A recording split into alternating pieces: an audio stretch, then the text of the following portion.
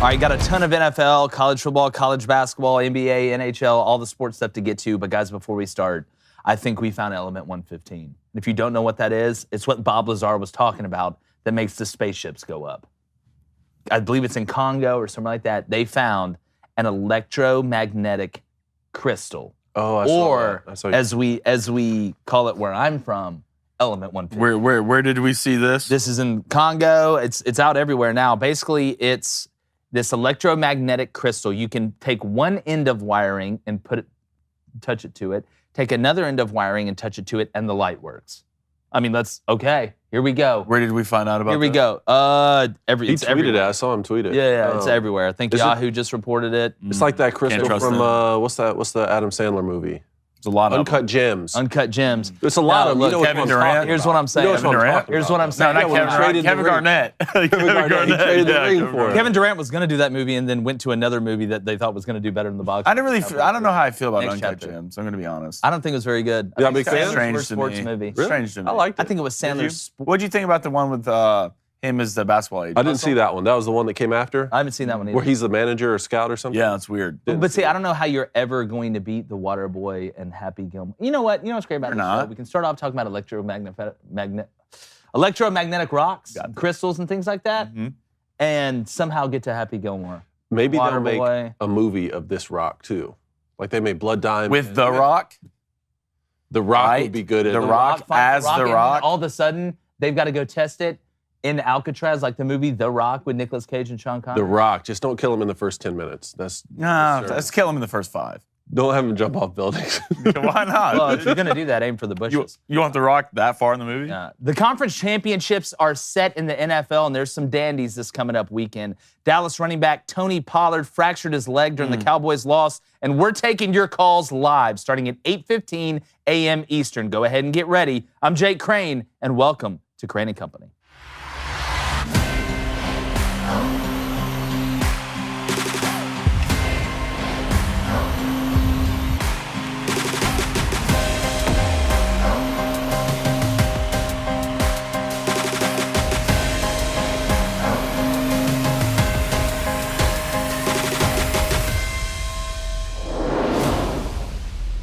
Deadeye's Joe Burrow was edited again Sunday as he and the Bengals just out-teamed the Buffalo Bills on the road. He started out hot, going 9 for his first 9 before hitting fellow LSU Tiger Jamar Chase for the initial touchdown. He was cooler than the weather outside in big moments, and in my opinion, is officially the king of the AFC. I know some of y'all might think that's premature, but after they beat the Chiefs at Arrowhead for the 4th straight time and the 2nd straight time in the AFC Championship game, he will have cemented his crown as king of the North. Now, what Burrow has is the unteachable intangible, which is the ability to play at your highest level in the biggest moments. The game has always looked slow for him, and he makes more good decisions than Rain Man at a blackjack table. His ability to elevate the players around him is evident as well. He took the Bengals from 4-11-1 in his first year to Super Bowl runner-up last year, and now he has the chance to make it 2 out of 3 Super Bowl appearances with a win at said Arrowhead Stadium. Now, there is a line between being confident and arrogant, but to be honest, to be great, you need a little bit of both. Joe Shiesty is back in the semis, and to be honest, it's hard to kill what's already dead inside. I'm going to go ahead and bring in my co-host, former Michigan quarterback, Heisman candidate, current NFL free agent, David Cohn, and speaking about somebody that's already dead inside, my brother, former Western State, Colorado wide receiver, Blaine Crane. Me and Joe on the same wave. Guys, we're going to get to Dak Prescott and him, making me seem right once again. It's the easiest it sounds take like of you all can't time. wait for this. You just want to go ahead and talk about that? No, I got off the bus ready to run that play. I bet. But when it comes down to Joe Burrow, and it comes down to the clutch moments, let's be honest. All right, Joe Burrow, you talk about has that dog in him. He has that X factor, that moxie. But I think what separates Joe Burrow is he treats almost every play the same, but he saves his best for the biggest, whether it's 3rd down and long, whether it's 4th down and short. It seems whatever the environment is, snow, rain, hellfire, raining cats and dogs, apocalypse now, Joe Burrow plays his best game. Are we seeing the coolest guy in the pocket since Joe Montana? Because that's honestly, They're the two best Joes that I know. Joe Torre was all right as well. There's no moment that's too big for him. And you can go all the way back to his time at college, too. Yep. That's one thing that struck me. A lot of people say, well, he has great players around him. Well, that's good. You know what? I think you give this guy just any 10 average guys, he's going to find a way to go out there and make some sort of plays and at least put his team to have an opportunity to win the game late. He's the type of guy you want with the football in his hands late, Jake. And like you said, went to a Super Bowl last year. Keep in mind, he's doing this with a really banged-up offensive line. Yeah. Somehow they've devised a scheme to be able to get their playmakers the football, despite Joe Burrow not having a lot of time in the pocket. One of the things that stood out to me is when people asked, what is your window, Joe, to be able to win a Super Bowl here in Cincinnati? He said, the window is my whole career. Mm-hmm. Like, that's all you need to know. And he's right. There. As long as I'm playing, we have a chance to win. That's the kind of guy you want taking snaps. That's exactly right. And I think he does a good job of not being over-the-top arrogant to where he's still likable. And is that really the most important thing of all time? No. Your teammates are going to respect you. But I think he does a good job of balancing both. I do want to give credit, Blaine, to the Bengals' offensive line. Woo! But I will go back to what I said last week. Mm-hmm. The Bills losing Von Miller, it was done when that happened. Mm-hmm. They have nobody else that can rush the passer. You talked about it. I talked about it. It was the perfect matchup for the Bengals. Joe had plenty of time. He got sacked one time. Their leading rusher had over 100 yards. The leading rusher for Buffalo had 26 yards. And at the end of the day, when you go back and look at it, it was the perfect matchup for the Bengals up front. Joe Burrow did what he had to do. You talk about being on schedule. The Bengals looked like they were in 2nd and 4 and 2nd and 5 the whole night. Everything was working. The play calling was fantastic. I love what they were doing on defense. But Blaine, Joe Burrow right now, when you look at the hierarchy of quarterbacks, right? We look at Patrick Mahomes. We look at Joe Burrow. We look at Josh Allen. Jalen Hurts is starting to get in that conversation. When you start looking at the top guys in the league, where does Joe Burrow fit for you right now? God, it depends on if it's a regular season or the postseason, because I don't know how it's extremely hard for me. He's behind Patrick Mahomes, obviously, in the postseason, but he's a sturdy too. I think. It's 1-0. I mean, yeah, sturdy, too. I mean, you can make an argument maybe for somebody else, but I'd put him at 2.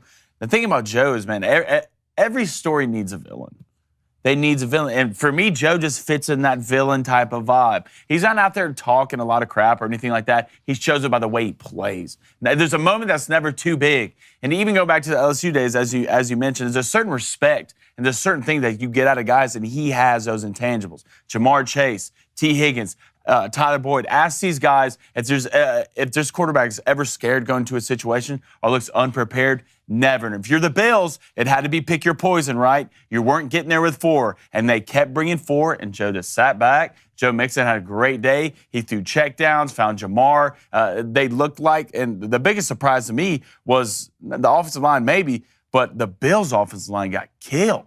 Yeah, I thought the Bengals, and look, the Bengals got some cats up front. We talked about DJ Reader. We talked about Lane Hendricks, the thing that they're able to do. This moment here where Stephon Diggs came over to Josh Allen, I think it wasn't overhyped on the broadcast because this happens between quarterbacks and wide receivers. But I will say it again. How in the hell, if you're the Bills, I don't care if they're bracketing him the whole game.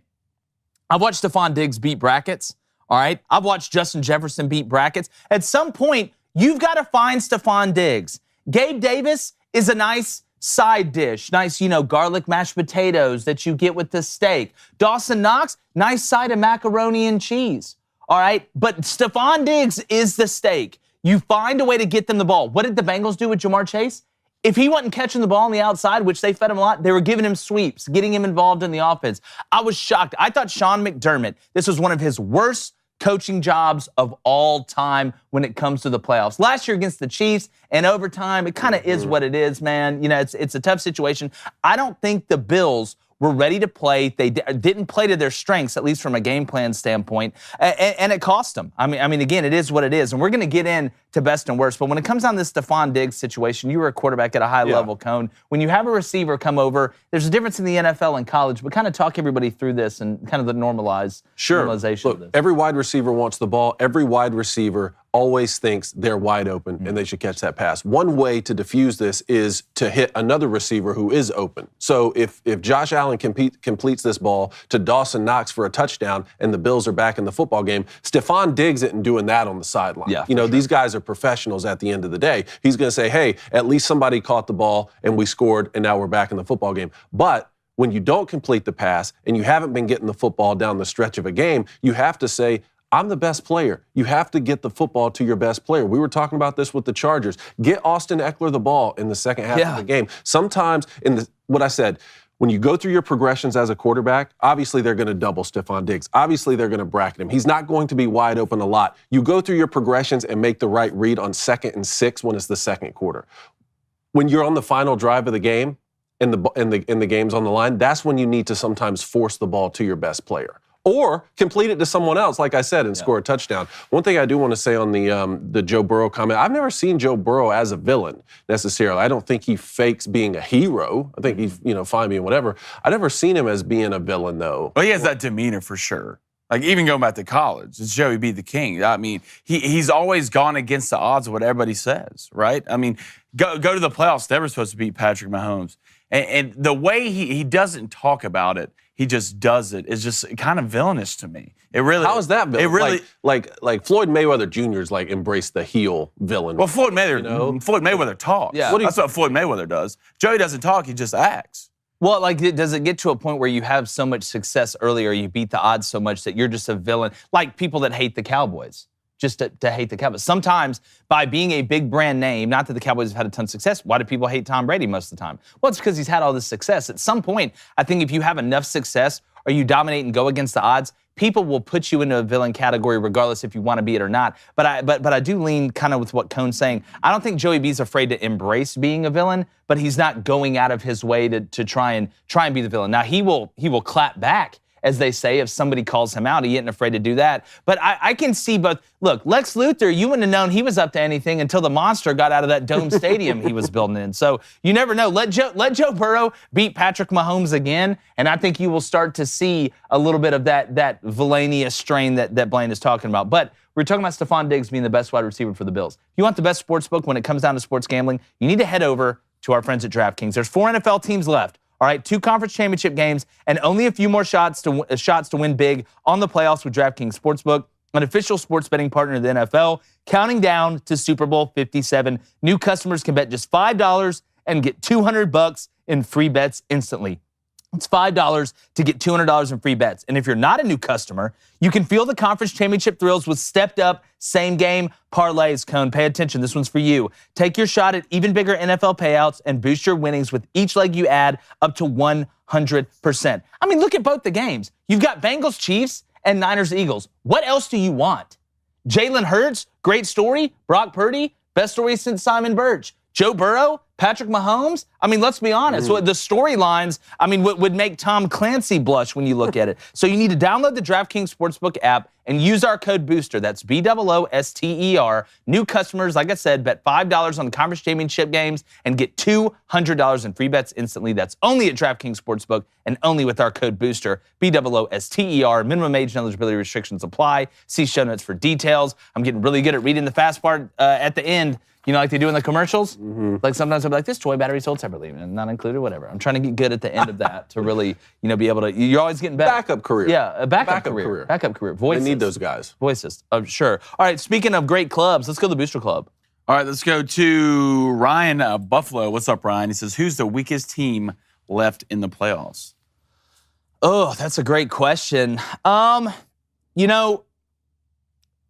crazy as this sounds, I'm going to say the Chiefs. I'm going to say the Chiefs. With banged up Patrick Mahomes. Is it because he's banged up? It's because Patrick Mahomes is banged up. That's why. If everything was even, I don't know. It's a tough question. It's a great problem. It's not a problem to have, but it's a great situation that you have 4 teams at the end that are actually legitimate. And if you look, they all kind of have different storylines that are going at once. Jalen Hurts, last year, plays in the playoff game. Total resurgence for Philadelphia. Nick Sirianni this year, great story. Then you look at the Niners. Brock Purdy comes out of nowhere. Mr. Irrelevant becomes one of the most relevant things in the NFL. Hasn't lost a game as a starter. His numbers are ridiculous. I'm going to get to those in a minute. Then you look at Joe Burrow versus Patrick Mahomes. Patrick Mahomes trying to get back to a Super Bowl after the Bengals took care of them at home last year. Revenge factor. Can Joe Burrow become the king of the North? King of the AFC, like I'm saying, like I think they will be. So when I'm looking at weakness, maybe that's not the best word. Maybe the team that's not the best, because these are all really good teams. But if I had to pick one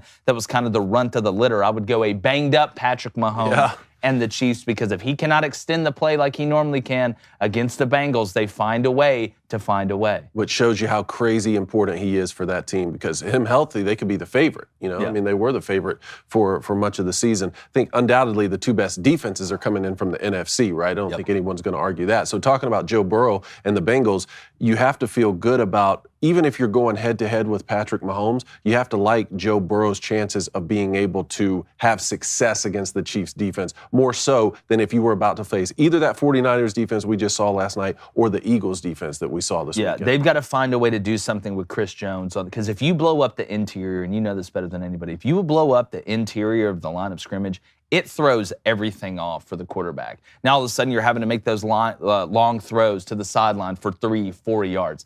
I don't know if you bring in a guy to chip, because as edge rushers, Frank Clark is still making plays, but he's up there. The one that worries me the most, without a doubt, if I'm the Bengals going into this game, is Chris Jones, the absolute monster. You can't push the pocket. And he plays. You can't push the pocket. Yeah. I mean, just like you're saying, all your momentum now is stopped when you're trying to push the pocket and complete a throw, and the throw is now longer. Yep. And first of all, no NFL wide receiver is ever open. That's never true. open. You got to throw them open. People ask me the biggest difference between high school football and college football, and then what I've heard from the guys who play college football and then to the NFL. It's like the window gets smaller and smaller, right? In high school, you're just trying to hit an open receiver. In college, they're kind of open. You just have to hit them quicker. And then NFL, like, no one's really open. You just have to throw to a spot that's away from the defender. Well, that's why I always tell people, it's funny when you watch some of these throws from the pocket, you're like, oh man, that was an easy throw. And then you realize that 2 6'4" defensive linemen's hands are up.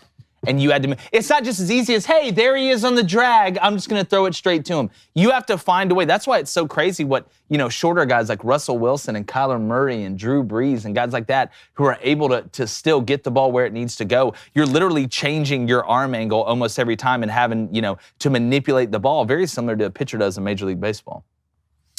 All right, let's go to Bobby Cena. What's up, Bobby? Says, good morning, fellas. Good morning to you, my guys. Is it fair to say at this point, especially given the injuries, the winner of the NFC Championship will be the favorite in the Super Bowl? Well, no, I don't think that's a crazy thing to say. I'm with Cone. I think the two best defenses are coming out of the NFC, so to me, the best teams are coming out of the NFC. Now, if the Bengals get back, if Joe Burrow wins, and let's say he's going up against Brock Purdy in that style of a game, I don't think it'd be crazy to make the Bengals as a favorite. But me personally, I think the NFC's got the better teams. I think so too. I think they will be the favorite, especially if it's the Eagles that go. If it's the 49ers that go, again, guys, like what Blaine was saying on our Sunday show, at some point, Brock Purdy is going to lose a football game. At some point, there is a defense that's going to be able to expose him. Will that be this season? Is he going to be a Super Bowl champion? He could be. But, yeah, I mean, you have to have more questions if the 49ers make it than if the Eagles make it. Yeah, and at some point, you need to hit the subscribe button if you're watching us on YouTube, or go to the Daily Wire Plus and become a member. We appreciate it. Last one, and then let's get to best and worst. Let's go to Travis O. What's up, Travis? He wants to know, what do the Bills need to do to get over the hump? Well, I think you made the right move with Von Miller. I think it's, and people say, oh, you're crazy because the offense didn't play that well. I think a lot of it is on the defense. I think the Bills have to start getting a defense that people are at least somewhat afraid of. And it's hard for me to say, oh, GM, make more moves when Von Miller got hurt. So like I said, right when it happened, you're cooked. You're cooked. You have to have that guy that scares the hell out of the other team on the edge of the line of scrimmage. You look at the 49ers. They got one with Bosa. I know Armstead's a monster underneath. You look at the Eagles, what they have with Sweat and Brandon Graham and guys like that. You cannot just go out there and say, you know what, we're just going to play coverage and let the quarterback get comfortable. Maybe that's Von being healthy. I think it would have changed the dynamic of this game. Yes, Josh Allen has to be better, not turn the ball over that much. But turnovers, in my opinion, weren't the reason they lost that game offensively. There's a lot of things that Josh can be better on. You got to work the ball to Stephon Diggs like we talked about. But I think the offense is still in a place where they can win a Super Bowl. It's the defense that's the problem. Especially when your head coach is a defensive guy. Came from the defensive side of the football. That's very true. That's very true. All right, let's get to the best and worst. Boom. Where are you going to start? Man, I want to start with best, and I got to go with Jalen Hurts here. And I know we're going to have the conversation, is he Oklahoma, is he Alabama at some point. But when I look at what Jalen is able to do, all he does is battle back against adversity and have success. Oh, I lost my job to Tua Tagovailoa. I come back in the SEC championship game and lead us to a win a national championship. Oh, I go to Oklahoma because I'm going to lose my job officially to Tua Tagovailoa, and I don't think I'm a running back or a flex Y or a tight end in the NFL. I need to go play quarterback at Oklahoma. I get drafted in the 5th round. Oh, he'll never be able to throw the ball well enough to be an NFL quarterback, similar to Lamar Jackson. We don't think he can throw it well enough. Well, you're about to win the MVP probably. And you get a shoulder injury at the end of the year. It was kind of ugly at the end. And you come back and have just a solid Jalen Hurts style performance. And it was a team win, but Jalen was so efficient. He was 16-24 for 154 yards and 2 touchdowns, got sacked once, had 9 rushes for 34 yards and a touchdown, always going forward. And he didn't have 300 yards passing because he didn't have to. The offense was able to be balanced. Kenneth Gainwell goes for 112 yards on 12 carries. Miles Sanders hits 90 yards on 17 carries. You end up rushing the ball 44 times for 268 yards and 3 touchdowns, playing within the system and playing to his strengths, and they kept him upright somewhat. So when I look at Jalen Hurts commanding the huddle, breeding confidence like we talked about Joe Burrow, and being efficient, he is the perfect quarterback for this Eagles team. He's the perfect quarterback for a city like Philadelphia. Yes. And he is proving to be a guy that when it comes down to it, in the big moments, is showing us, just like he did in college, he may not be the most talented thrower, but when he hit that throw to Devontae Smith early in that game, you saw everybody else elevate. Jalen's shoulder's fine. The Eagles are coming. That's what I was exactly about to say. He is the perfect quarterback for this Philadelphia Eagles team. Now, the Eagles are so good, you could plug in other guys and still win football games, of course. But I think he is just the perfect model, not only for his leadership qualities, but he's throwing the football well. They went and got A.J. Brown. They have Devontae Smith. With his ability to run Q power, it's not even really escaping the pocket and scrambling that much. It's designed runs, Q power, the quarterback sneak. Tom Brady was the best in the league at quarterback sneaks until whatever the Eagles have started doing here with Jalen Hurts. Yeah, it gets easier when your quarterback squats 750 pounds, but still, they have built this offense really around his capabilities. It's truly phenomenal to watch what he's been able to do. And I think they're a complete football team as they head into the NFC Championship. Well, you have to look at it like this. You got to think what Jalen Hurts does when he's not even doing anything, right? When he's at quarterback, doesn't run, does the wherewithal of the defense, knowing that he could keep it, take off at any time. It opens up the running game and opens up your entire offense. There's a reason all these guys for the Eagles are almost getting 100 yards of clips every time Jalen Hurts is in the game. And you saw Jalen Hurts out, how the hell they could barely get up to 40 yards, right? He opens up everything. And I think Sirianni's done a great job with his system and the way he plays. And if you heard him on the sideline, he knows what he's doing. Yeah, well, you know, if you look at adding a spy takes a guy out of coverage. Being able to run holds the backside defensive end, like Blaine's saying. It's a numbers game. It's a gap game. It's an angle game. And Jalen Hurts makes you honor so much that you basically have to play it even. And that's why you're seeing guys get so many one-on-one matchups, and you're seeing Jalen being able to find open crossers because they're so afraid he's going to run in the pass game and in the run game that, you know, like Blaine said, it just makes everything easier. You know, the perfect example of what you're talking about was the Colts game. The Colts had them beat. The Colts had the Eagles beat. The Eagles get down to the 10-yard line. They spread it out. They go empty, 5 wide. I think they had smash to both sides, something like that. He ends up audibling, split seam, quarterback draw right up the middle because it's true one-on-one. Well, if it's 3rd down and long, am I going to play 2-man against Jalen Hurts even though I stunt the front? What if they run the running back out there and the middle linebacker has to go with him? I'm not doing that. So it takes my best 3rd down and long play away. Why do you think the Giants started having success on offense? It's amazing. They start having success when who starts running? Daniel Jones, because they made everybody else even. It makes you multiple. It makes you more versatile. But speaking about the Giants, they're my worst of the weekend as well. All we did was talk about how gritty the Giants were. The Giants' identity was really kind of a little bit what Philly's is and used to be. Gritty, nasty, physical, make you earn every inch on the field. And in that game against the Eagles, I don't know what it was. That was the softest game I've watched the Giants play up front on the offensive line and the defensive line. That front 7 for the Giants typically gets after your ass. And you would think with maybe a little bit of a hobbled Jalen Hurts, maybe they don't want to run him as much. This was the perfect opportunity for the Giants. But no, and I want to make sure I give credit to Jason Kelce, probably the best center I've ever seen play outside of Jeff Saturday and that Eagles offensive line. Daniel Jones, all right, he had total rush yards for the Giants. 20 carries, 118 yards, and 1 touchdown late to Matt Breida. They were one-dimensional. They shut down Daniel Jones in the run game, but the biggest thing was they were getting after him when they were throwing the ball. Daniel Jones was not comfortable the whole night. And Daniel Jones, as much as a resurgence as it has been, and this is hard for any quarterback, it's what I think makes what Brock Purdy did so impressive last night, they were one-dimensional the whole night, and Daniel Jones is not good enough right now for an offense to be one-dimensional and him to carry them through the air consistently. That's not who the Giants are. They don't have the pieces on the outside to do that. Darius Slayton, no show. I love Richie James. I love what he can do in the slot, and he made some plays. But if you're able to take away Saquon Barkley in the run game, and it is just Daniel Jones through the air with that wide receiver group, they're not going to win. And you gave up 5 sacks. 5 sacks in that game. Eagles give up 1. You had almost 30 yards of lost yardage there, no touchdowns through the air, and the pick. It was a stellar performance. The Eagles won that game up front.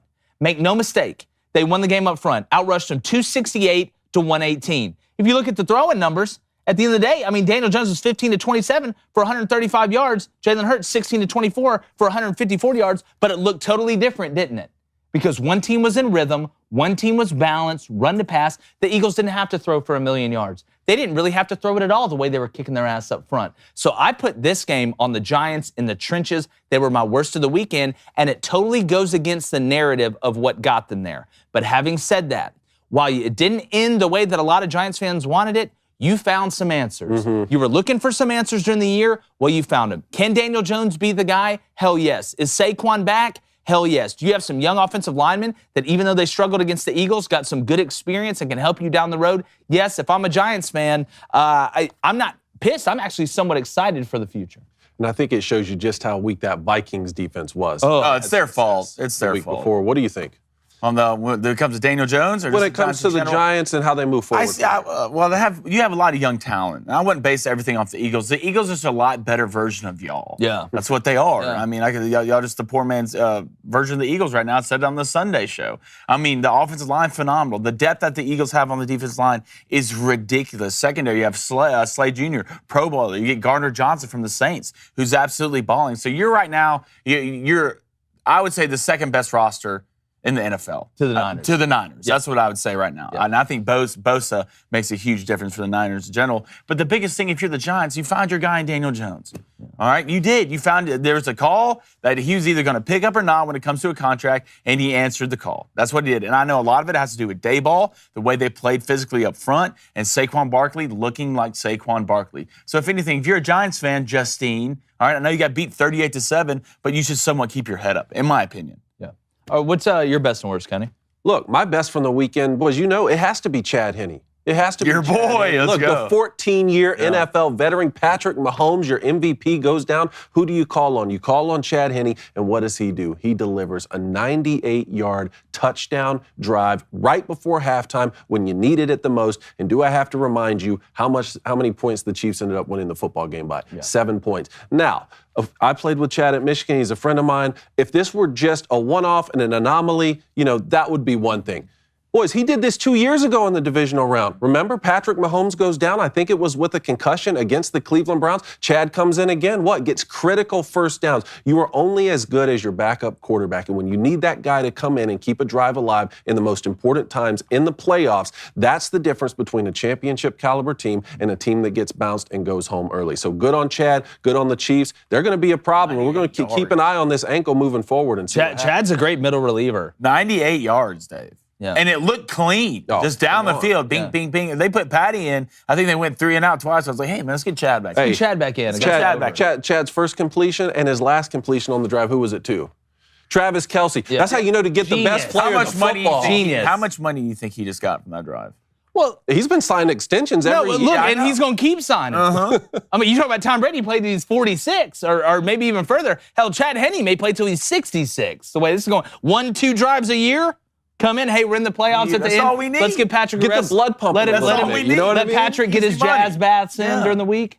But again, multiple instances now of this happening. Patrick Mahomes goes down. Chad's not playing entire playoff games to bring him back, but critical drives, which in a lot of parts is even tougher. It is true. Come off the bench cold. Which I thought it was big on Andy Reid. Even when Patrick Mahomes, he didn't want to go to the locker room, right? He goes to the locker room, gets evaluated, comes back out, and they keep Chad in the middle of that drive when they were at about the 50-yard line because Andy Reid understands the momentum of the moment. Yeah. You know, like obviously you want to put Patrick Mahomes in the first moment you can if he's healthy, and Mahomes did go back in the second half. But in the middle of that drive, when the momentum is going, they kept Chad in there. They finished it with a touchdown drive, and they end up winning by a touchdown. What's your worst? My worst, well, look, it has to be Dak Prescott and the Cowboys. It really does have to be. Yes. And like, I hate it for the Cowboys. So Dak Prescott, 23 of 37. Almost identical numbers right there from a completion standpoint as Joe Burrow, right, who we just led the show talking about. The difference, Dak throws a touchdown, but 2 interceptions. Even that can be overcome. I've seen Tom Brady throw 2 interceptions in a playoff game before, but what happens when the ball's in his hand late at the end of the game and he has an opportunity to win the football game? You go strike. You go get it done. You win. You shake off a mediocre performance because you won the football game. It seems like Dak is going to turn the football over at these key times, just like you were talking about, Jake. And the reason I do hate it for Cowboys fans is because they have a guy who is clearly talented enough to get the job done. That game last week against the Bucs, I know it's not a great Bucs team, but it is a team that beat them earlier in the season. The 2-minute drive that he led right before halftime was absolute perfection. He clearly has the skill set, and he has the mental capacity to bounce back from bad starts early. He can throw 20 completions in a row, which is unbelievable. For the Cowboys, you understand it can always get worse at quarterback, and you don't want to be dysfunctional at the position because it's a lot better to make it to the playoffs and lose with a guy than it is to do whatever the Texans are doing right now. Having said that, you want to win Super Bowls, and I don't know if they have the guy to do it. You know, Dak Prescott to me is like the bridesmaid that's never the bride. They're just always the bridesmaid. Fun, good sense of humor. You know, I will say what I said last week. You're never going to win a Super Bowl with Dak. You're never going to do it, okay? I watched him get Mississippi State all the way to number 1, number 2 in the country, and then not be able to finish it. All I've watched this guy do his whole career is not finish big games. Not finish them. You're never going to win a Super Bowl with him. It is what it is. Okay, he should have thrown 4. Should have been 4 interceptions. Okay, he should almost threw one on, I think, the first or second pass of the game, and then at the end, should have thrown a pick 6 to Greenlaw.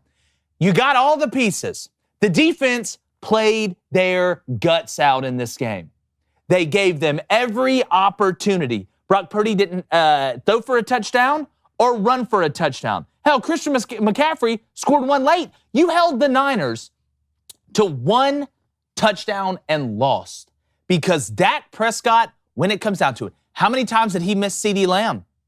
How many times you see him miss Michael Gallup in the post in a big play in the game? And Dak, great human being, and he's not a bad quarterback. That is not what I'm saying. But if you want to win a Super Bowl, Dak Prescott is not your guy. He just got outdueled by a rookie quarterback playing in his 8th game, and the Niners weren't able to run the ball. The Cowboys weren't able to run the ball, and the Niners weren't able to run the ball. And who was the quarterback that made the errors that cost them? It wasn't the young kid. It wasn't the kid who was drafted last overall. It was Dak Prescott. Some guys just can't win it. And and I hate to say that, but it's the truth. Facts don't care about your feelings. Dak Prescott will almost get there his whole career. And to me, it's almost worse making it this far and then losing as opposed to not even making it. How many times? And look, Jerry will keep him, come out, said he was disappointed. Dak's going to say all the right things.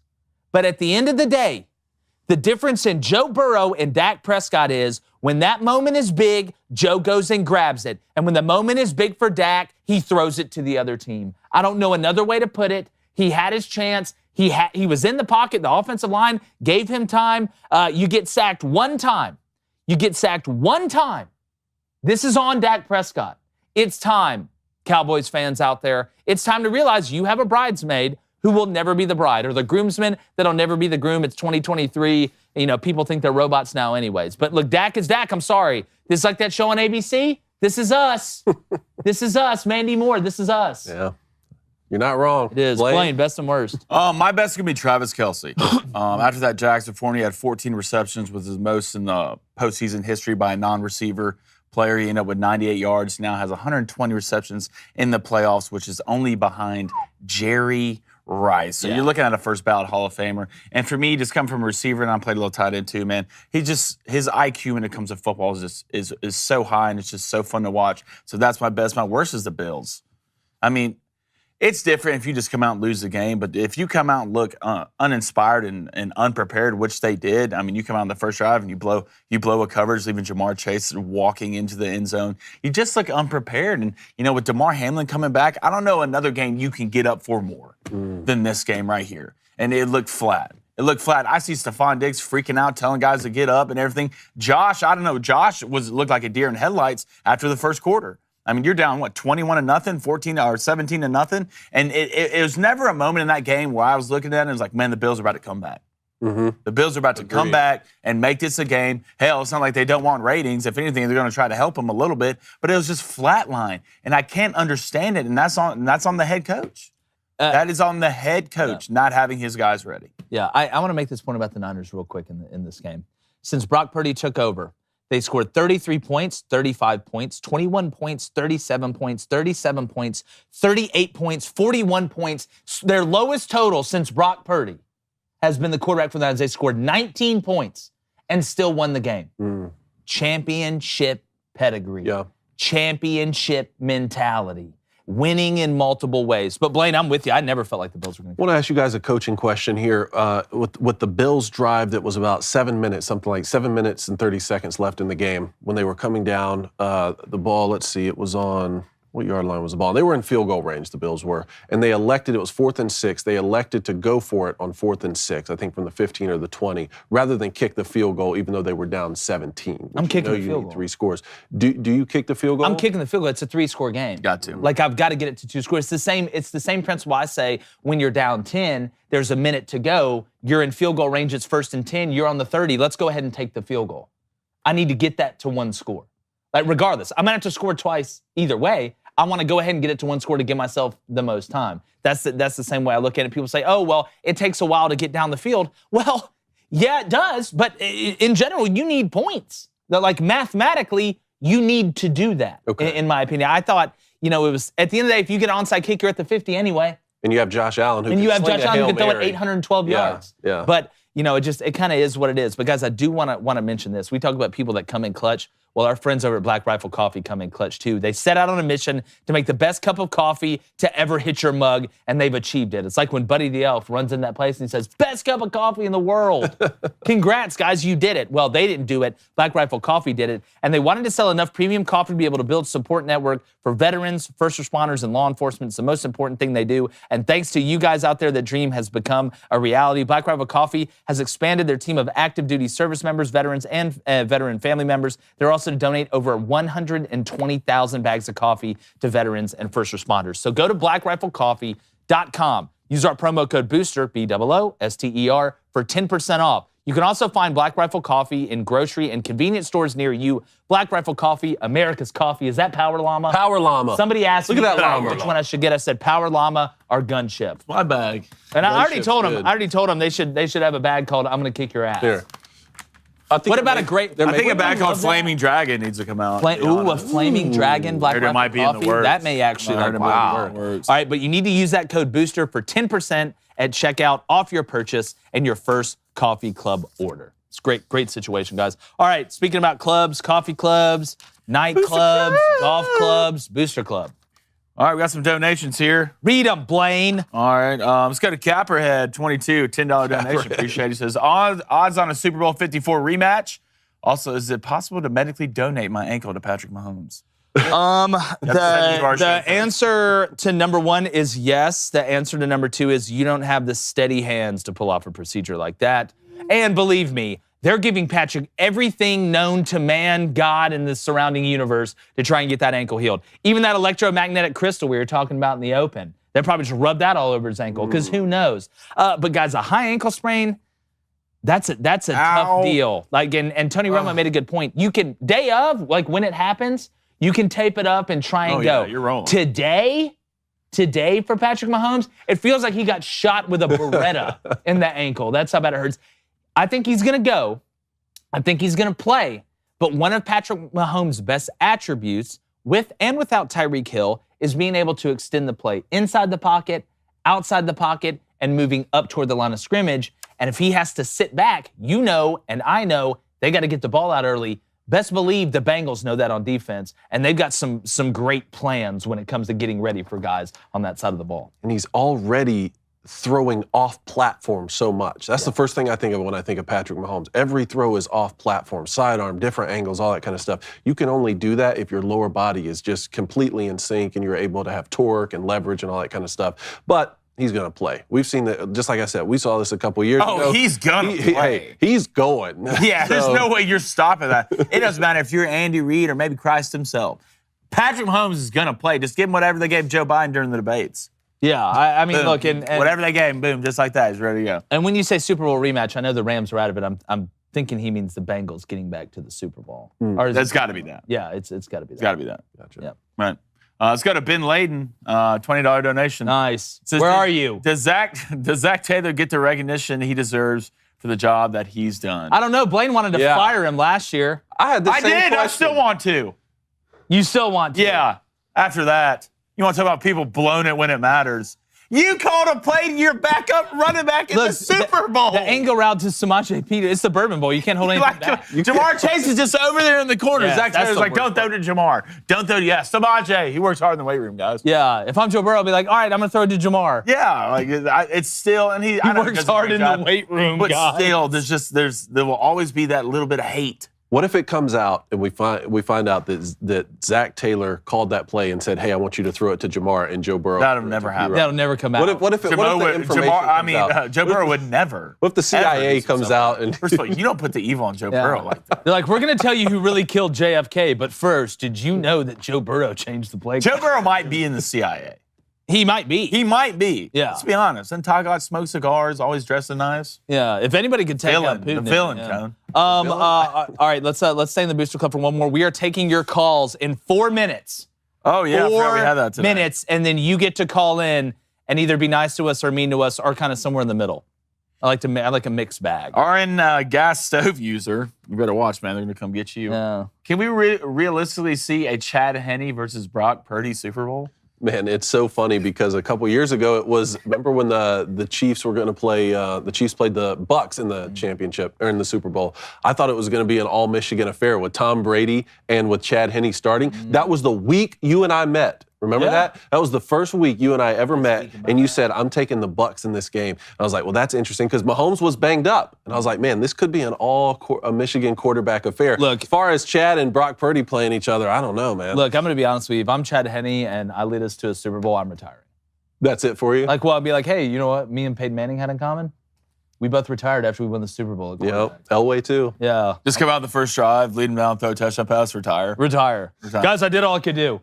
Comes out waving. I'm batting 1,000. Like, drawing mustaches on me, Andy Reid. Get out of here. Yeah. Look, you can draw whatever on you. Win the Super Bowl. All right, Copperhead 22 with a $5 donation. Appreciate it, man. So Super Bowl 54, Chiefs 31, Niners 20. Yep. The disrespect, boys. You come in my house, you get my wife's name right. Yeah, right. this is Christina. Yeah. No, I thought you were talking about from last year because again, I just think of rematch going to the year before, but I see what you're saying. No, look again at the end of the day. I still think the Niners are the best team. Yeah, I mean, that's a fair point. Jacob's smiling. I hope you're smiling, Jacob. Hashtag ask the guys, what do you think the Cowboys need to do in the offseason to get back to the divisional round or maybe make it further in the playoffs? I love the show and watch every morning. Appreciate it. Well, here's the thing. If I'm the Cowboys, I'm looking around. It's like, okay, again, what was the main problem? The defense showed up. Mm-hmm. The defense showed up and gave you the best opportunity that you could have asked for if you're a Cowboys fan. Thought CeeDee Lamb played pretty well. I mean, Tony Pollard got hurt. That's unfortunate. Zeke didn't have a ton of room to run, but neither did the 49ers, from a run game standpoint. Comes down to, do you move on from Dak? This is the worst part about it. It's, you'd almost rather Dak just be just the worst. Exactly. Just so you can know to move on from him. Then you know. Just move on. But he just, again, in the middle. It's like when those marriages, when it's good, it's great. When it's bad, but we're somewhere in the middle. I don't hate him. Middle of the pack Dak. Don't hate her. Middle of the pack Dak. It's just mid. We always talk about, right, keeping it what? Steady. It's just mid. I feel like you can't, like on this one hand, you're like, man, but Dak's done this good, but he can't get over the hump. It's the worst situation to be. It's purgatory. It's Super Bowl purgatory. Because you don't know, like, either way, you could go off a cliff. You move from Dak, you may not get back to the division in a while. Yeah. But you keep Dak, your ass probably ain't getting past the division. Well, it didn't just feel like watching the game, you saw a ceiling. right? You saw Dak's ceiling. Because at the end of the day, like, you get this far in the playoffs, most of the teams are all really good. That's what I was thinking. Most of the defenses are going to be really good on both sides of the ball. But what elevates you in games like this? Quarterback, right? That's the difference. And you saw Dak's ceiling. So, look, and I went to bat for this guy, but at this point, I don't think he's going to make it to the Super Bowl. If he keeps playing like this in the playoffs, I mean, he should have thrown 5 interceptions. Legitimately 5 interceptions. Yeah, so we say it's the beer fest situation. She-wolf, a good straw. But I'm still taking him over Kirk Cousins. Yeah. Well, okay. If 5, 6 in one hand, half a dozen in the other. Guys, before we get to phone calls and rapid fire, I want to get to something about a guy that's being disrespected right now in the sports media. Ooh, hold on. I'm listening. All right. Yeah. Well, I'm going to say something that should not even be controversial, okay? Speaking at a march, all right, that represents preserving life is not a bad thing. It's not a bad thing at all. But apparently, according to some in the mainstream sports media, it makes you a right-wing extremist, David, a right-wing extremist. Now, I'm referring to former Super Bowl champion head coach Tony Dungy speaking at the March for Life event, and calling Tony Dungy an extremist is like calling Mr. Rogers a terrorist, okay? The greatest irony of all of this is that the same people who scream this nonsense are the ones telling you if you don't get the vaccine, then you're the devil, okay? I guess the cry, my body, my choice, is only true when it's convenient for you. All right, Tony Dungy is the type person that we should be inspired by and inspired to be like. Not demeaned because he wants to see the unborn live. Even if you disagree with his stance politically, I don't think supporting life is an extreme belief. Dungy is the same guy who volunteers at the Salvation Army and sits outside at local grocery stores. He was a pioneer in the NFL, the first African-American head coach to win the Super Bowl, and he's helped change more lives for the good than most people will do in 3 lifetimes. All right, and people will bring up his tweet about him saying that there's litter boxes in schools for kids because they're identifying as cats now, and people made fun of him, but the scary part is, give it 3 or 4 years. He's probably going to eventually be right. All right, and in a society where we've lost our direction in so many ways, men like Tony Dungy can be a guiding light back to sanity. So no, Coach Tony Dungy isn't an extremist, but guys like him and what he stands for are extremely important. It makes me sick to what that nobody is safe from these people. Nobody is safe from these people, and it's one of the reasons that we started this show. I've just never. It's amazing. If this was coming from another side, those people would be called racist by the same people. It's hypocrisy. It's hypocrisy because you don't have an identity. You don't have Tony Dungy is. Ask anybody that's ever met Tony Dungy. I don't think anybody who's ever met Tony Dungy has ever said a bad thing about Tony. It's just a joke. Some of these people they're a joke and they're hypocrites, and it's a shame that they have the platform that they do. Because again, Tony Dungy, they'll be the first people when Tony Dungy passes away that wants to build a monument to. They're fake. You're a fake person. You're going to get mad at Tony Dungy because he spoke at the March for Life event?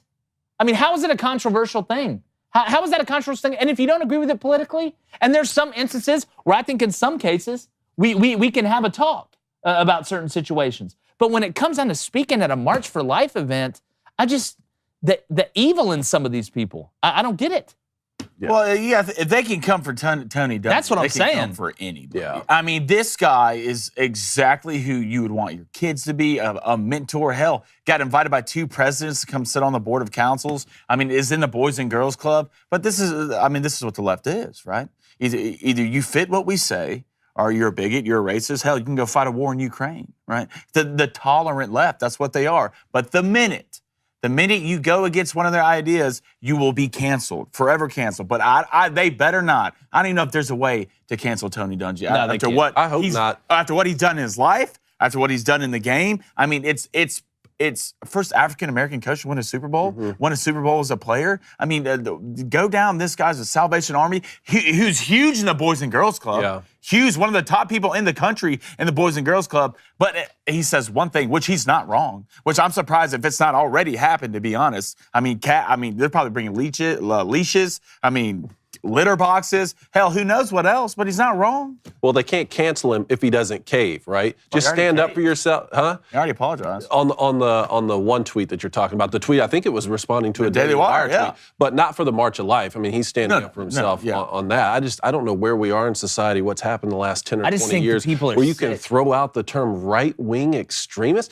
I have no idea the politics of Tony Dungy. I've never stood in a voting booth with him to see who he's voted for, and I don't care. He's a class act. You can just be around that guy for 2 seconds and understand that he's a class act. A right-wing extremist? What are we doing? No, well, look, people call us alt-right, and they have no idea what our politics are. Really have no idea outside of just obvious things, but I think it's a sickness. And you know what? This sickness is more dangerous than COVID will ever be. It is more dangerous than COVID. This sickness will infect more people because it's hip and cool to a certain segment. See, that's the thing. When you have no identity or really morals to stand on or principles, you go with the flow all of the time. You're a permeator, a conductor, whatever you call it. It's just Tony Dungy's one of the good ones. And I'm interested to hear people that call in. How do they feel about this situation a little bit as well? But with so much great football going on, I want to stick to that as well. Let's go ahead and get into a little rapid fire. We are 10 minutes away, I believe. Yep. Taking calls. Yep. We're taking calls now. Yeah, we'll answer them in 10 minutes. So Saquon Barkley, Blaine, you were talking about Saquon Barkley. He said he's not looking to reset the running back market, not looking to get more money necessarily than Christian McCaffrey. Said he wants to be a Giant for life. Now, keep in mind, he'll be a free agent as well as Daniel Jones. How do you think the Giants move forward with negotiations, and what do you think they should do with Saquon Barkley? I think this is Saquon Barkley's best quality. Saquon Barkley wants to win where he is. Mm-hmm. And that is, again, would I blame him if he came out and said, hell yeah, David Cohn, I want to reset the market. I want this amount of money. No, I would not blame him. Go get your money. Yeah. Go get your money. I'll never get mad at somebody for going to get their money. But he realizes that for the Giants to win a Super Bowl, because look, you can leave money to people, but when you're gone, you can't carry that money with you. That Super Bowl championship, that's worth more than any contract that you will have. And the money comes with that as well. But Saquon Barkley, I think, is smart enough to see the beach through the forest. He realizes that to reach his ultimate goal, they need more help on that roster. They're getting closer. You've got your quarterback. You and Daniel Jones look to really figure it out. Let's go get a couple big pieces at wide receiver. Kenny Golladay, let's find a way to do something there. And I think Saquon's smart enough to realize that. And to me, that is his best quality and one of the most endearing qualities and one of the reasons that I respect Saquon's game on and off the field so much. He said, I'm a realist, Blaine. I understand I've been hurt and banged up, but I think I've proved a lot this season. Yeah, he proved a lot. Well, he proved that he's still himself, right? Going back to college. And I know you'd love to hear someone come out and say this, especially one of your best players, but I'll still be interested to see this contract, right? Because it's going to be up. Yeah, he's going to get He might not try to reset the running back market, but he damn sure just might. Because he is that good. Yeah. I mean, he's in that upper echelon of the Christian McCaffrey. He's a 3-down back. That's what he is. And there's nothing better, especially as a head coach, to have a 3-down back. Like you look at right now the top tier. Hell, you can put Joe Mixon up there. You can put ETN up there from the Jags. You can put him up there. There's plenty of guys out there, but not like Saquon. Saquon's in that top 2 or 3. He's a great guy. He's been a great guy since Penn State, right? I'll be surprised if this is not a new running back set contract. Has to be. Gotcha.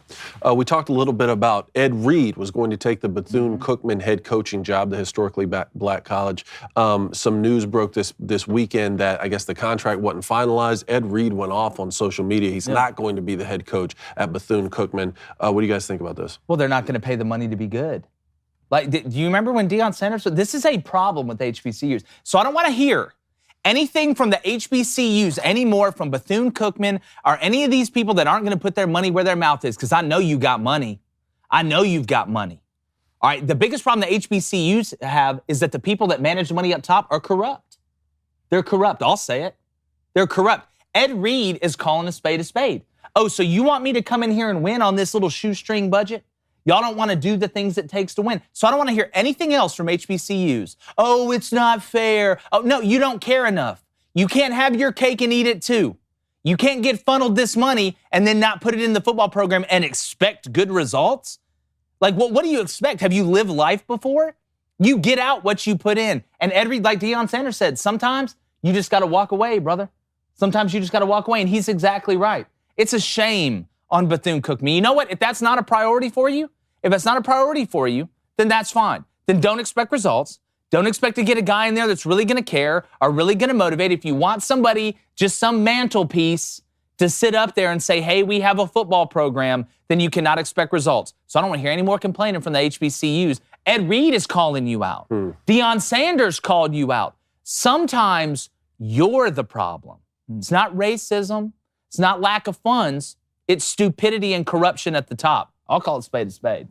Ed Reed's passion, man, it's just unparalleled. Yeah, it's you real. Can tell what you saw was real. You can tell he wanted the best for that program. I tell you, I think that's what, talking about our country, I think our country needs that type of passion writ large.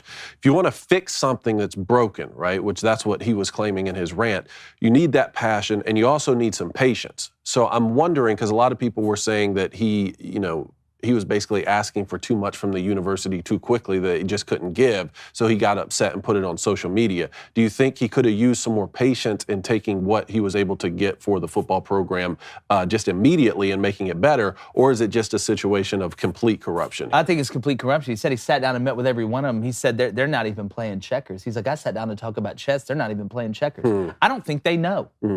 I really don't. And it's not every HBCU school. And I know that every school doesn't have money, but it's amazing. You saw the come up of Jackson State, and it was rocky there with Deion. But what did they do? They made an investment. Now I know who Jackson State is. You got kids still going to Jackson State, still transferring there. So I think it's corruption. I think it is pure corruption. I think Ed Reed was right. Sometimes you got to call it out and show it to everybody. And you talk about patience and waiting. How am I supposed to get something started if you don't give me anything?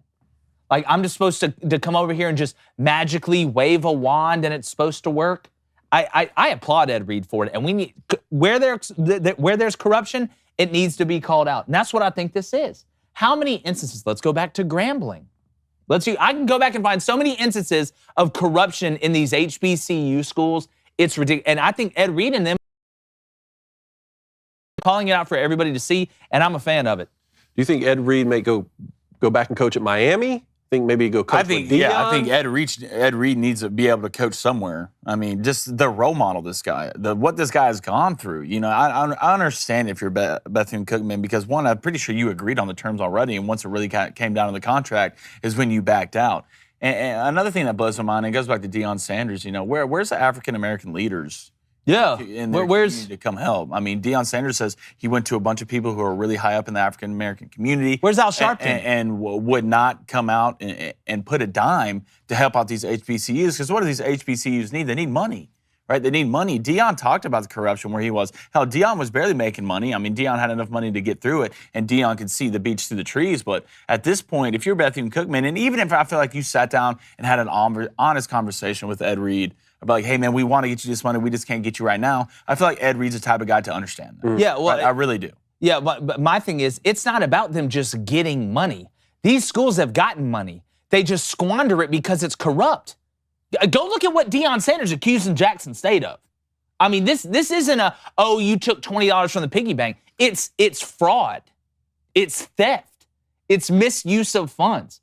They don't have a money problem. They have a money manager problem, in my opinion. And I think Ed Reed was right for it. But what else we got? You guys want to take some calls? Yeah, let's go ahead. Let's hop in. We're going to take some calls here. The first up, we've got Max from Michigan. Max, go ahead and set the tone on this Monday. What do you have for us?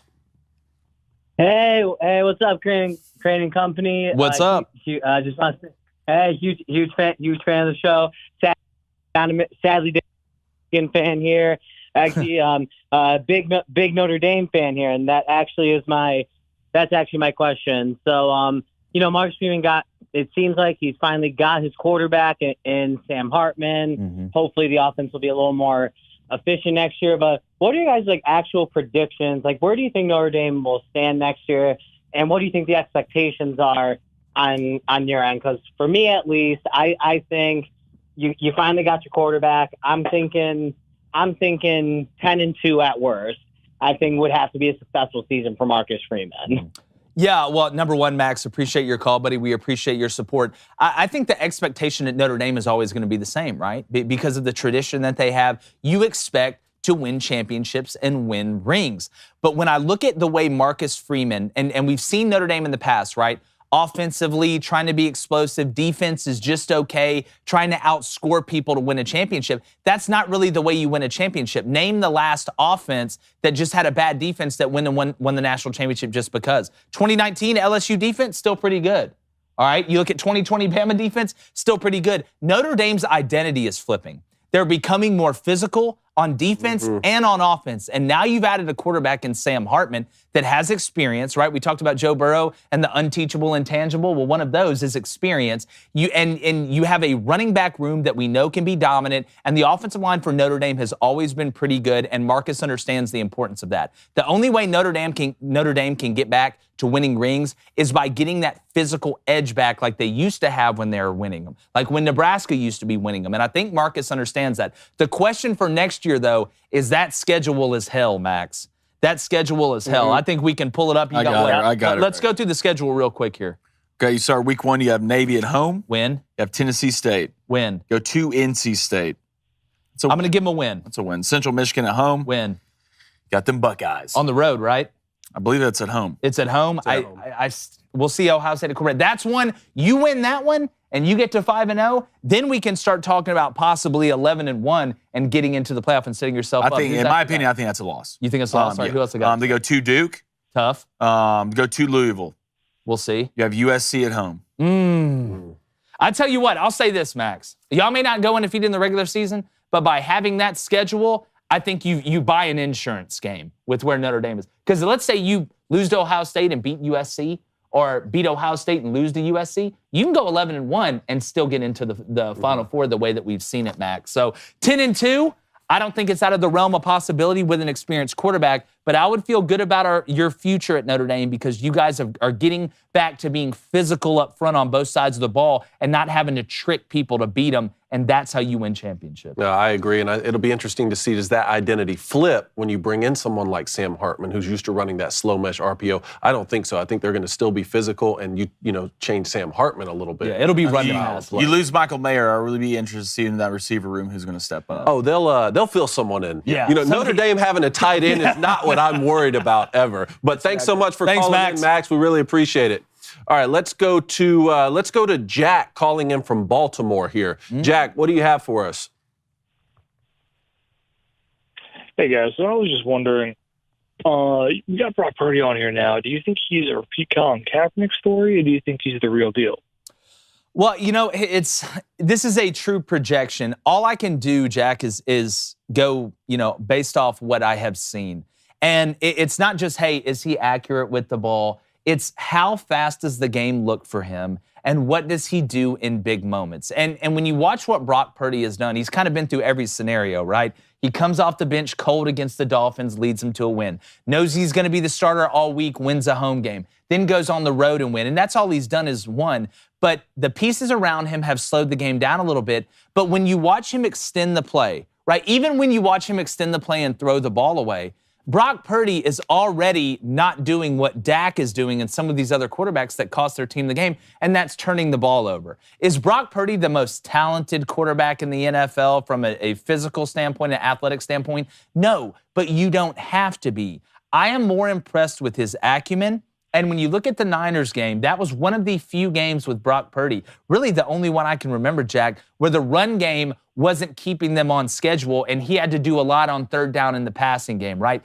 Let's go back to that slant he hit to Christian McCaffrey on that huge third down going on that last drive when they ate a bunch of that clock. He had to put that ball in between the nickel and the will. All right, and he was able to fit it without throwing it straight to the linebacker for an interception. It's little things like that that I think has solidified Brock Purdy for the 49ers. Because let's be honest, what has Jimmy G done that Brock Purdy can't do? What has he done? If it's me, Jimmy G, you talk about trade bait with him and Trey Lance. You talk about adding to a roster that's already elite. I mean, to me, I think Brock Purdy has cemented himself as the starter for next year. Jack, what do you think? I mean, as of right now, yeah. My one thing, though, is remember, Kaepernick came in similar about time. No one had any film on him. And then after he played the Raiders in the Super Bowl, lost, he just started playing like trash. So yeah, Well, Really don't I know. think a lot of what happened to Colin is off the field became a distraction as well. I don't think you're going to get that with Brock Purdy. And let's make no mistake, Colin Kaepernick, his ability to run, let's not forget, there's a huge difference in skill sets between Colin Kaepernick and Brock Purdy. And what you see in the NFL is eventually, if you're a quarterback that can run, they are going to find a way to slow you down. How do you adjust when you have to throw to beat people? I think Brock Purdy has a much better chance to throw to beat people in the long run than what Colin Kaepernick. Two things happened with Colin Kaepernick that preceded anything off the field. One, Jim Harbaugh, the guy who drafted him and developed him, left. All right, so that hurt him. And two, Colin Kaepernick dealt with injury after injury for several seasons, even before Chip Kelly came in, right? Like those two things completely altered the trajectory of Colin Kaepernick's career. Well, at this point, as a 49ers fan, right, if you had the option between Trey Lance, Jimmy G, or Brock Purdy, Jack, who you taking? I'll take Brock Purdy 8 days a You week. take Brock Purdy, right? Look at. Go ahead. Yeah. Even Kyle Shanahan came out and says, since Brock Purdy's came in, our offense has been running better than it has the entire year. All right, so now you get to the point, 49, you already have an elite roster, one of the most elite in the NFL.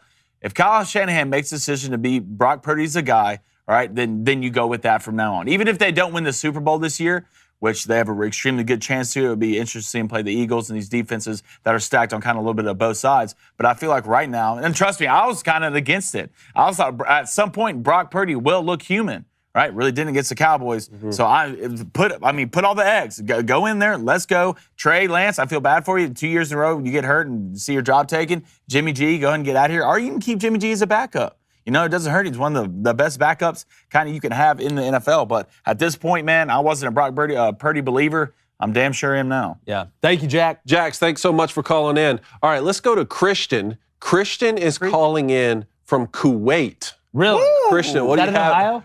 I don't think so. Possibly. Hey, Christian, what do you have for us, man? Hey, howdy, gents. I have a cold, hard fact for you that does not care about your feelings. So it's Hit me been with it. 25 years since the Cowboys last made it to the NFC Championship. And during that time, Jalen Hurts was born. He learned how to walk. He learned how to talk. He learned how to play football. And then he graduated from high school and college and got drafted into the NFL.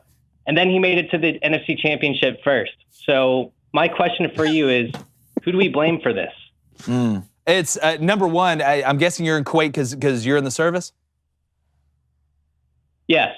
Hey, we appreciate your Thank you service, for your man. Thank you service, so much, Christian. man. Appreciate you letting guys like us talk about sports. I think in situations like this, that there is blame to be passed around. Okay, obviously you look at just like in any corporation, right? If a business fails, you look at the people at the top. And Jerry Jones has been very headstrong. Him and Jimmy Johnson, I think it worked with Jimmy Johnson because they played with each other. They treated each other as equals. And Jimmy Johnson could say, Jerry, this is stupid. We're not going to do it. Or I'm going to do it my way. And Jerry said, okay. Well, then you get to the top of the mountain. Then all of a sudden, Jerry Jones thinks he's, the smartest man on the planet, butts heads with Jimmy Johnson. You don't go back since. So part of it is on Jerry being headstrong and hiring yes man, right? Jason Garrett, yes man. All right, Mike McCarthy, the guy that looks like every sitcom dad of all time, and also a yes man. But I think you look at the GMs that he's had as well, and yes, you can put some on Dak. I mean, I think you've got to put a lot of it on Dak and Jerry Jones. But throughout the years, to have a drought like this, right? It's like when the Red Sox hadn't won a World Series in forever, the Cubs hadn't won a World Series in forever. There wasn't just one guy to blame. All right, there's multiple people to blame. But having said that, can it work with one of them and not the other?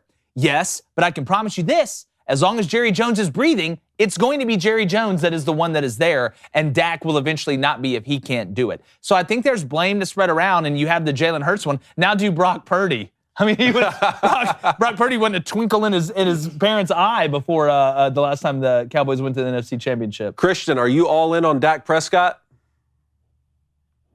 Absolutely not. He is a mid quarterback for sure. Yes. Wow, you Yes. must watch the show. Yes, You must watch the Christian, show. genius and in Kuwait. Let's not forget, I put it more on Jerry Jones, if anything. Let's not do that. What was Dak? A fifth-round pick? Ooh. Fourth I'm on or it. fifth-round pick? I'm on it. I mean, if you're relying on a 4th or 5th round pick to be your saving grace, buddy, I mean, good luck. Yeah, well, the only way Dak can finish if he is if you're right. Fourth. He was Finland. He was 4th round. wasn't. Yeah, fourth round pick, 135. 8 quarterback taken. I mean, look, Jerry Jones gets too emotionally attached to these players, and it's not the owner and player. It's buddy. I promise you. One thing you learn as a coach is you're not these guys' friends, right? We're not going to go drink beers or hang out at the bar after this. I'm paying you to win games, and if you're not doing that, lovely family, I love your house, pack your stuff, and get out. My question is, though, I mean, at what point does Dak blame the sleep number bed? I thought it gave him 28 extra minutes of sleep. They're on the road. You're out here leading the league in interceptions, and you played in 5 less games than everybody. They're on the road. He can take his That's a bed with conspiracy him. waiting But to Christian, happen. we appreciate you, man. Thanks for everything. Thanks for your service, Christian. All right, let's go to Chris. We have Chris calling in again from Michigan here. Chris, what part of Michigan are you in? Sorry, what was the question? Where are you calling in from in Michigan? Oh, I'm a little bit north of Detroit, actually. There you go. But I wanted to say thanks for welcoming me into the Trust Tree. Of course. There we go. Safe here.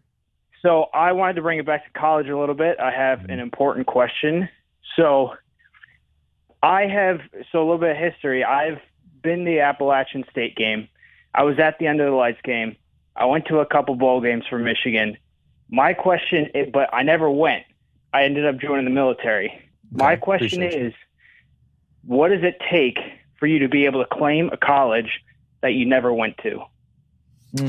Buddy, if you're serving in the military, you can be a fan of whatever college you want to be a fan of.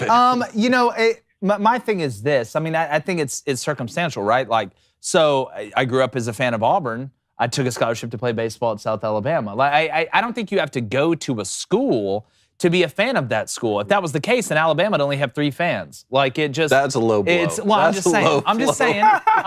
That's unnecessary. I'm just using it as an example, David. But when my thing is, I think it's more of a loyalty to a place over time. Now, does that mean that, hey, I just started to be honest with you, I started liking hockey about 1.5 years ago. All right, I'm in Nashville. I decided to be a Predators fan, but if I decided to be a Flyers fan, like Blaine, I'm good with that because I haven't been a hockey fan my whole life. I got to pick a team. But I think it's loyalty to that place. How long have you been a fan of that school? Did you grow up there? There's different ways to be a fan. But as long as you're not just a bandwagon person like, oh, I love Duke, I love the Warriors, I love Alabama, and I love wherever Tom Brady goes. Like, as long as you're not one of those guys, or wherever LeBron goes. Like, it's as long as you're not one of those guys, then I'm good with it. But I think there's a lot of different attributes you can find a way to be a legitimate fan.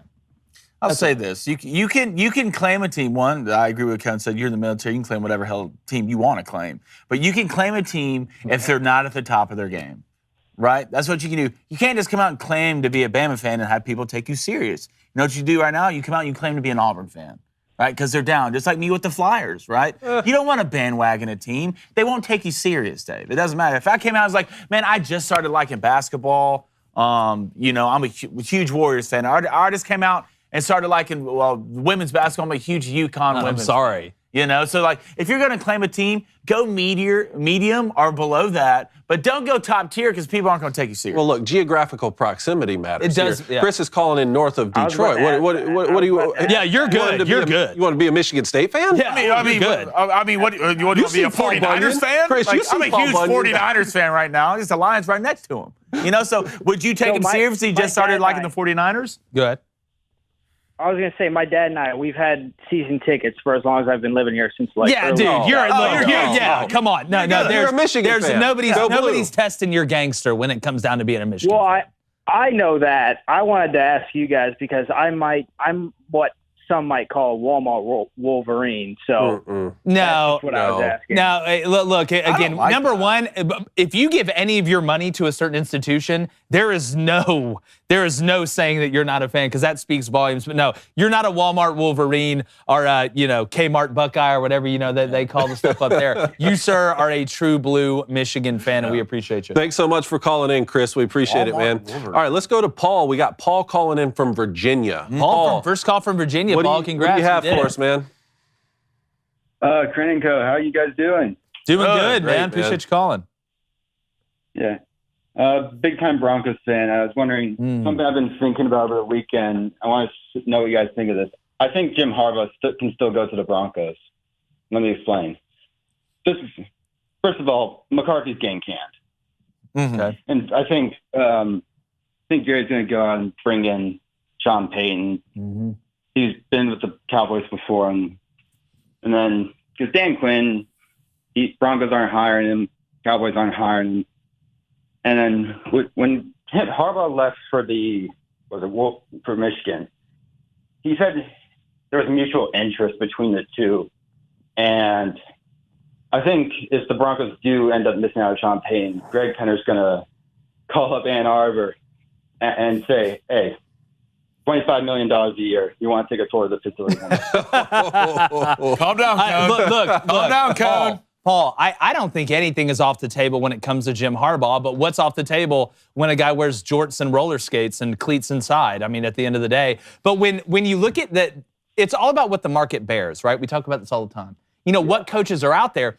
The less coaches that are out there that are valuable, the more money it's going to take to get said coach to come to your place. I'm with you. I think Mike McCarthy has gone back to, whatever sitcom that he came in from, and they're going to try and bring in Sean Payton and fix the Cowboys, and I think that'd be a good move for Sean. I mean, it's the most bang for your buck, but let's look, what are the best NFL situations right now if you are that said coach they are going after? The Chargers didn't fire Brandon Staley, a.k.a. the Pete Buttigieg clone. Yeah. He's staying there, so that situation's done. I mean, the Texans, if you saw, DeMeco Ryans canceled all his other interviews for head coaching interviews after the Texans. So we'll see when it comes to DeMeco Ryans. The Colts, nah, I'm good. I don't want to have to rebuild that whole thing. Jim Irsay kind of freaks me out anyway. It's the Broncos. The Broncos are the best gig out there. Russell Wilson had a bad year, but like you said, is that the anomaly? But they have pieces around him. Denver seems closer to winning than just about anybody. Mm-hmm. So if I had to pick a place for Harbaugh to end up, if you went gun to my head, Jake Harbaugh's going to be coaching in the NFL next year, where does he end up? I think the Broncos is actually a pretty good spot. And I don't know why, but I kind of like that fit. Mm-hmm. I don't know why. There's no rhyme or reason. I like the fit. Harbaugh's an NFL guy to me. He's an NFL. Two guys I would think, DeMeco Ryans would be a great hire. They're not going to hire Broncos. And I think if Todd Monken, right, from Georgia, wants a head coaching job. Head coach? I'm calling this man. What? Hey, Todd, come fix our offense, please. Russell forgot. And if there's any guy who can do it, who would it be? Todd's already been reached out to by a lot of NFL teams. Yes, but even if you want to get DeMeco Ryans to come be the head coach, and then come Todd to be an OC, that's two new, pretty sexy hires if you're the Broncos. Yeah, well, I don't want to take any credit away from Todd Monken, but he's not going to be playing with the best players in every game at the Broncos like he is at Georgia. You don't have to exactly be Matt Damon from Good Will Hunting to come up with a way to score points with Stetson Bennett and Brock Bowers and Darnell Washington and Kendall Milton and McIntosh and A.D. Mitchell and Ladd McConkey. I'll just go down the list. Not saying he's bad, and he's proven that he can do it. But if you're the Broncos and you just had to fire your new head coach who was fresh, had no experience really being a head coach before this after 1 year, my ass is going to be bringing in somebody that's got some experience. Yeah. That's what I'm going to do. Someone's going to win at the Broncos. We'll see who it is. Paul, thanks so much for calling in, man. We appreciate it. We have two more here. I need to get to both of them. First, Jack H. calling in from Mobile. Hey, 251, baby. Come on. Hey, guys. Good morning. Morning. I warned y'all about this last night. I'm talking Giants today. We might have lost the game, but in my opinion, we won the Jackson Smith and Jigba lottery. Is that realistic? Yeah, yes. Look, again, let's look at the Giants. Let's really take a full view of the Giants. You feel good about quarterback. You have a whole hell of a lot more answers right now than you did before the season started. Mm-hmm. You got the quarterback situation figured out. You've got your running back situation figured out. Up front on the offensive line, you got Evan Neal and some young guys. You feel pretty good about that offensive line, even though they didn't perform well this weekend. Defensively, you got some answers in places. What is the one spot? And look, Darius Slayton's a nice piece. I don't think he's a one. Kenny Golladay was supposed to be the one, and all he's done is underperform. Let's Michael Thomas this thing. Let's go renegotiate the contract, or Saquon Barkley it to what your value is, even though Saquon's on the opposite end. They need a true burner. They need somebody that can hit the home run at any point in time, but is also good in the option route game and underneath. JNS is one. You kind of wish Marvin Harrison Jr. was coming out this year, because I'd take him before I'd take anybody. But yes, the Giants may have lost the battle, but in the span of the next 3 to 5 years, they've gotten closer to winning the war after this season, in my opinion. No, I agree. Hey, Jackson Smith and Jigba, it's going to be dangerous. Yeah, dude. Yeah. Get him. Going to be dangerous. Jack, thanks so much for calling in, man. We appreciate it. Enjoy that Fusakli's down there, man. And bluegills, right? Ooh, bluegill, yes. Bluegills, yeah. All right, so you guys remember a week or so ago, Jared called in from Seattle. Yeah. Made you say nice Yeah. things about Gonzaga. Gonzaga. I believe we have Jared on the line from Seattle. Good. Jared, what do you have for us? Okay, so first and foremost, I just wanted to say, I'm not a Gonzaga fan. That's my wife. I don't have any affiliation. Guy went to Mizzou. I'm a Mizzou alumni, but Look, if you're big Zags, just admit it. Just admit it, Jared. You're a big Zags guy. That's all right. Come on, dog. I'm married into it. You're gonna find out. I know. Believe me, I know. If anybody knows, I know. Jake's a Jared. Bama fan. No, first off, watch your mouth. Yeah, and he's a Bama now. Yeah. No, go ahead. No, but like, so yeah. So long story short, man. On Friday morning, we are driving back to Seattle, and so it's like 10 a.m. my time, which is like, so it's way after you guys are done recording and you've uploaded the podcast up. So literally not even 15 minutes into the show, like you guys literally start mentioning how they failed to hit the over, and then once again trashing Gonzaga. My wife is just sitting there in the passenger seat, and she's just upset, Like legitimately upset. Yeah. See, Jared, this is only Jake. Don't forget this now. But you know how it is. Okay, so to put into context, the last time that we were making this drive back from Eastern Washington was the same week that Mizzou had played Auburn and literally fumbled the game away at the goal line. And so it was like a reverse situation to where but this time she was the one who was ticked off. And so then the Matrix. So anyway, after Jake's rant, she's just turn it off. I'm like, babe, no, I want to hear Blaine say it's mid later on. And she's like, no, turn it off. So then This feels so real. Fast forward to Saturday, Missouri is getting beat by Alabama, in basketball, down by 20, and she just comes in the room and looks at the score, and she goes, MID. Yes. Yes. Lifestyle, baby. That hurts, man. Yeah, and so that's it. You guys kind of made the weekend, but also kind of Yes. Well, Jared, here's again the way I look at this is by me taking bullets from your wife about Gonzaga, I'm really keeping you from getting in trouble about anything. So we talk about the trust tree. Yeah. I mean, I'm out here standing in front of the Uzi while you guys rush the machine gun nest when it comes down to it. But my thing is, Gonzaga lost to Loyola Marymount. What is that? That sounds like It's a Marymount. That sounds like some sort of nursery rhyme that you play when you're 8 years old. Look, how Gonzaga beat this Alabama team, I don't know. How you can beat Alabama and then lose after scoring 67 points against LMU when you've averaged 110 points a game. I've got to call that one out. But at the end of the day, Jared, I'm taking bullets for you. This is look, we're my-mouthing right now. This is me being a friend. Yeah, Jake, that's why I appreciate you, man. Not all heroes wear capes. So That's exactly right. Exactly. That's That is exactly true. right. Jared, we appreciate it, man. I will say this. Mark Few's a fantastic coach. There you go. Gonzaga is a great program. Keep it going. Jared's wife, put that smile on your face. All right, Yep. put a smile on your face. The Zags, they'll do a great job making it to the Sweet 16 this year. And you're going to be Drew Timme for Halloween this year, right? That is Yeah, I true. am. I just put a headband on and high socks. Yep. I've already And got a the stash. I've already got And the the white stash. Mustache. Handlebar. Yeah. Oh, I can just draw I need one. to walk in the office and you're doing post moves. I'll get Andy Reid to draw one on for me. Yeah, there you go. Jared, we really appreciate it, man. Thanks for calling.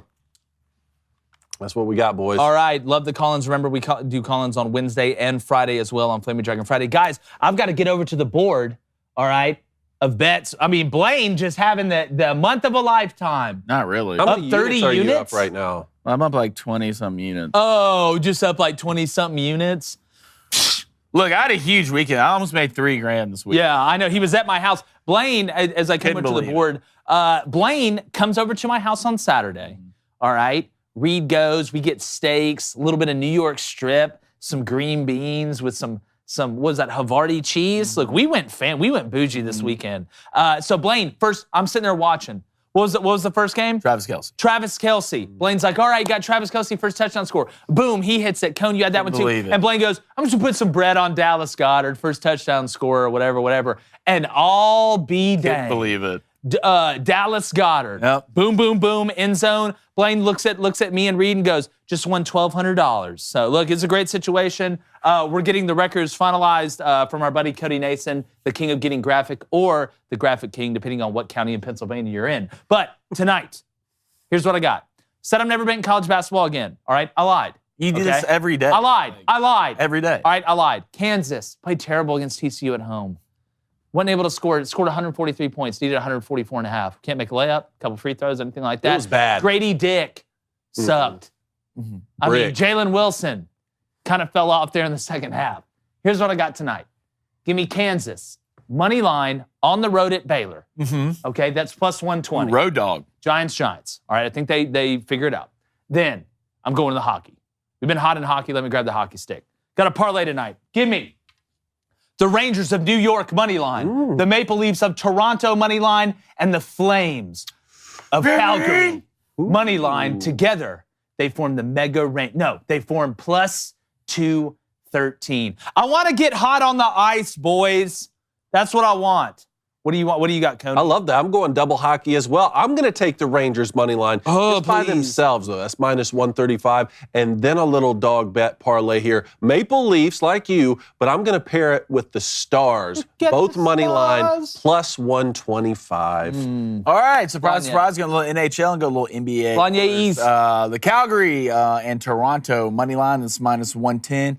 Then give me the Celtics, Bucks, Blazers, all on the money line. That is plus 110. Let's be professionals. All right, baby Cone. He's going to go Baylor money line, the opposite of me. Oh, God, I hate getting mad at an infant. Then he's going to take Duke money line. I believe they're on the road at Virginia Tech tonight. I think that's basically a pick 'em, but he's getting them at plus 115. Duke's just, it's weird seeing Duke, and I know Kentucky beat A&M, and it's just weird seeing Duke and Kentucky and really North Carolina, even though they did beat NC State. I was surprised that game didn't have more points.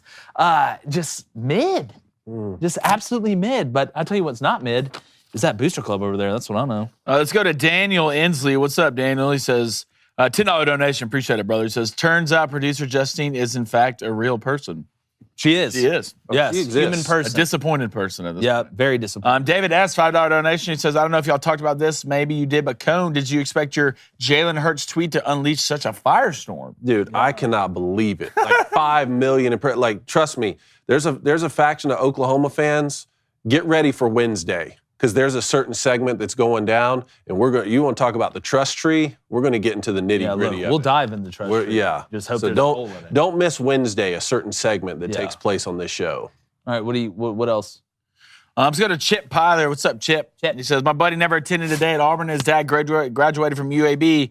You can be a fan whoever you feel like it. Just because I'm a third-generation Auburn alum doesn't make me one more shred of an Auburn fan than anybody else. Yep.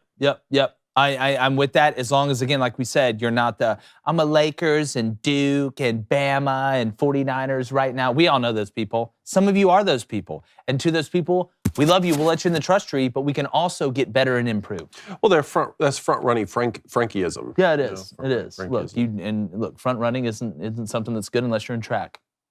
All right, let's go to Travis Elrod. What's up, T.L. Rod? Would you rather get paid $20 million on a losing team or $5 million on a Super Bowl winning team? $5 million on a Super Bowl winning team, because that can turn me being a Super Bowl champion into a lot of money, especially if I play in a position that's important. So if we're talking about financially, yes, I want to win the Super Bowl. Give me that $5 million. I'll flip it. $25 million. Now I've made $5 million more than you, and I'm a Super Bowl champion. Sorry, you're broke forever, Dak.